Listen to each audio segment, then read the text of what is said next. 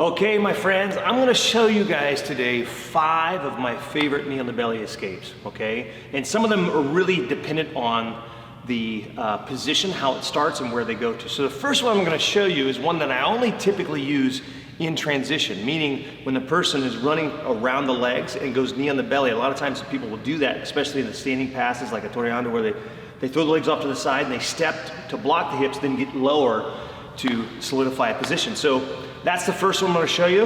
It's very simple, but it's a quick one. I call it the Heisman. You'll see why in a second.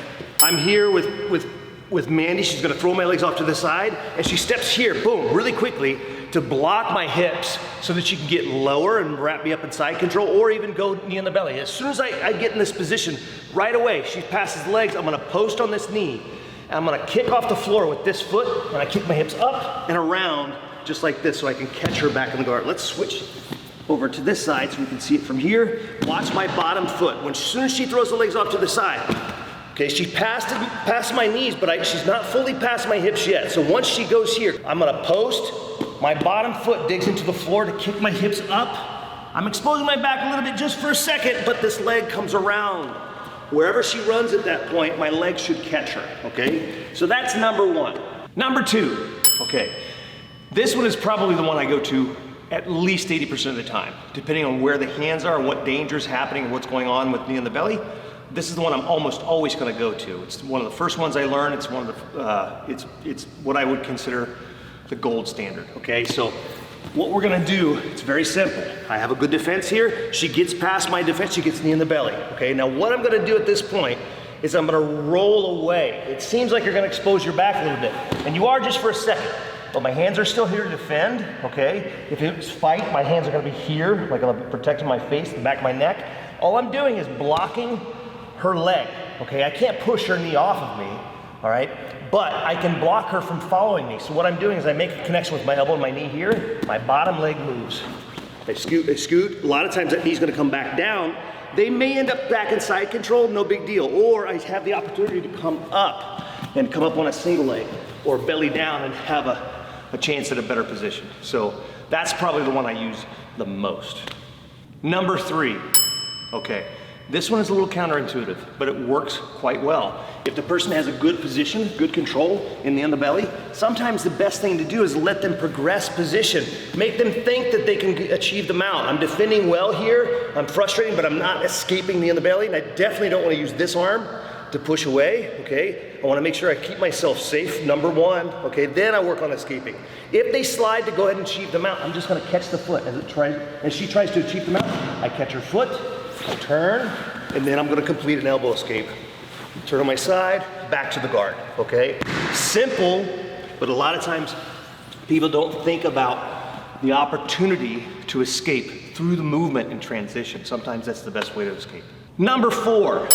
This one is very situational, okay? This one and the last one I'm gonna show you, very situational, but this situation occurs a lot more often than you think, and it's very, very simple escape, okay?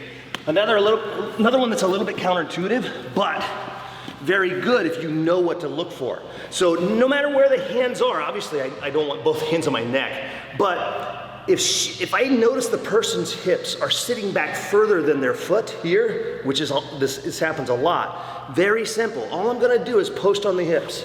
Assuming that my neck is safe at the moment, all I'm gonna do is keep my elbows tight to my body. You can either grab the belt or just post on the hips, okay? All I'm doing is pushing and I shrimp crawl. If they're sitting back like this, further back than their foot, they're already off balance that way. It's just that a lot of times people don't recognize that they are off balance because people are escaping different ways. So if you notice that, it's very simple, hard for them to recover, okay? If I push, once I start that process and she's sitting back, it's very difficult for her to recover.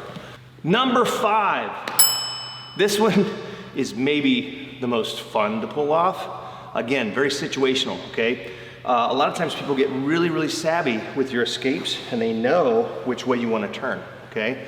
So, if you guys remember, if you saw the other techniques, the one I go to the most, gold standard, a lot of times people will pop up with the hand on the far side of the collar, okay, and attack the collar a different way so that I can't roll away. So here's what that looks like.